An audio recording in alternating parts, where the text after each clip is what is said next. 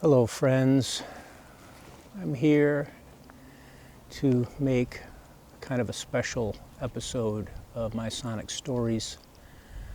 I woke up today to the news that Michael Pinder had passed away. Michael was one of the founding members of the Moody Blues, and he also was instrumental in creating Indigo Ranch Studios in Malibu, where I happened to work throughout the 90s. And as such, he played an instrumental role in my trajectory in life. Michael was born in December 1941, December 27th, right about 2 months before my father was born. Michael was born in Birmingham, England, a young boy with a great curiosity for things such as space, and would go on to become a musician, and as such, a founder of the Moody Blues. They had some success, and as they started out, he ended up with an instrument called the mellotron, as he would later become known to some as the Mellotron Man. He probably had the largest collection of them of anybody in the world. But they would become pretty important to the sound of the Moody Blues, the early Moody Blues, a symphonic type of sound, as the mellotron played threads of tape loops with different instruments, so you could do orchestras, strings, and such things. And as they grew in popularity, they finally toured the U.S. in December '65 into 1966. I was just a wee lad, a few months old at that time.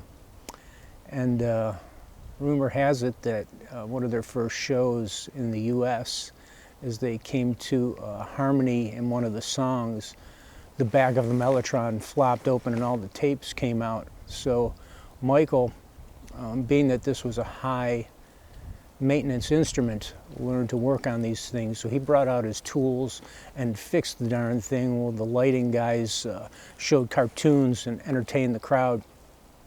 So he played a pivotal role in technology and synthesis creeping into music, and will become known for that. He also turned John Lennon on to, oh, look at this cloud of bugs. Turned John Lennon on to the mellotron, which they, meaning the Beatles, would soon use in Strawberry Fields, which is pretty cool. And he would go on to record some stuff with John Lennon on his solo album as well.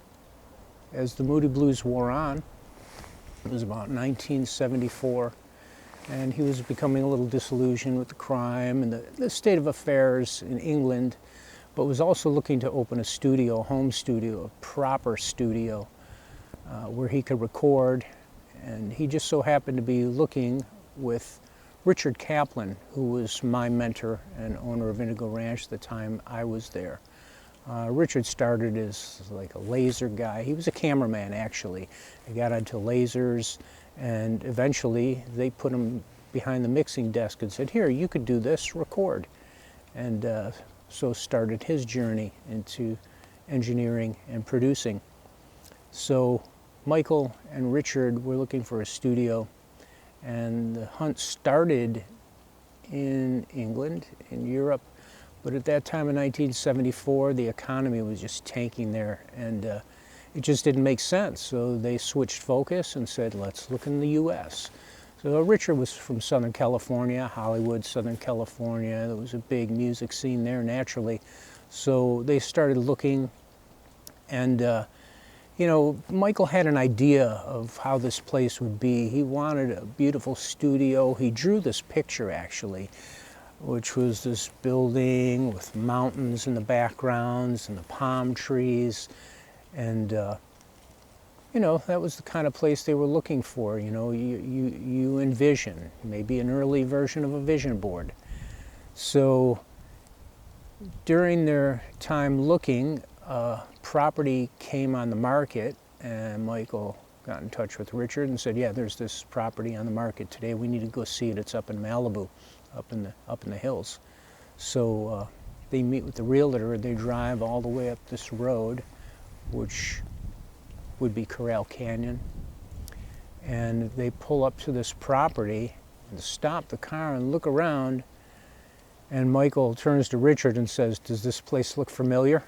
And he pulls out the picture, and the picture was literally that scene of the structures and the mountains behind. There's something kind of magical in that. I don't know what it is, but magic surrounded that place. Magic surrounds our lives, or what we like to think is magic, the unseen, the unknown, how forces play out. But Michael would go on to record his first solo album, The Promise, there. And eventually in 1976, the Moody Blues encamped there after being driven out of the record plant by fire, of all things, to Indigo Ranch to complete recording on their album Octave. And after that, the sounds they were getting, everybody wanted to record at Indigo Ranch. So it kind of started shifting away from Michael's home studio to the band studio, as it's sometimes known as the Old Moody Blues studio, to a full-blown commercial studio where, you know, all number of artists and musicians and bands were coming to record. But Indigo was truly a magical place, and started its run as a recording studio where a lot of incredible things happened and were recorded for history. It wouldn't be till approximately 1996 when I was working at Indigo Ranch. It happened to be a day where there was no bands up there, which is rare. Just Richard and myself, a sunny summer day, it was hot. I was in the kitchen, I believe. I had set up with the tube tester and this large collection of vacuum tubes. So I was testing tubes that day. It was just some of the busy work we did as well as repairing and working on things. Quiet, beautiful sunny day, testing tubes, and I sense something. I sense an energy change. And I get this feeling, I'm like, somebody's coming. It was rare to be quiet out there. It was rare that no one was there. And it was like, somebody's coming. And moments later, I can hear the tires on gravel. And then I hear a vehicle, and I hear someone coming down the hill into our little lot out in front of the studio proper.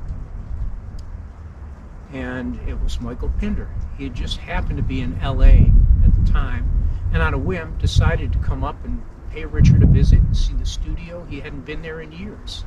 So I was very fortunate to meet Michael. That was the one and only time. Never got to work with him, but I did get to speak with him a bit. It was a pretty special experience. And forever after, I'm wondering, wow, that was strange, that energy change. And this energy comes in, and I meet this individual. And I resumed testing my tubes, and he and Richard went into the workshop and the studio and around and reminisced and got to hang out and have some time. Michael left that day. That was the last time I saw him. I don't know about Richard, but they may have kept in touch. But anyhow, I guess that would kind of conclude my story about Michael Pinder. So he sadly passed yesterday, which was April 24th, Sorry, I'm stuck in the last century. I'm still living the 90s. April 24, 2024. 4/24/24.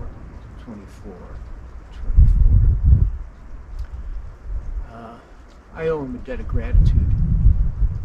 I don't think I would have been up there had it not been for Michael seeking that place out, creating a studio, a place for creatives.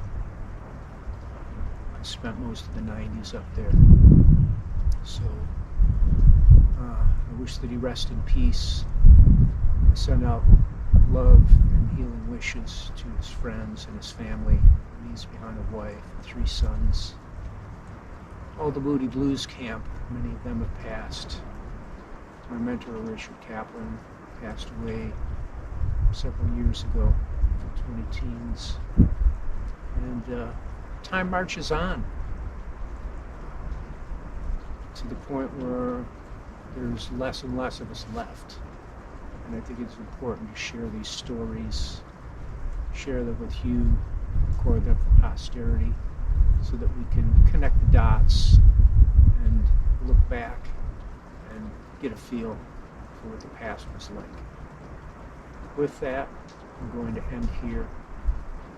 Wish you all peace and love. Be good. Take care of each other.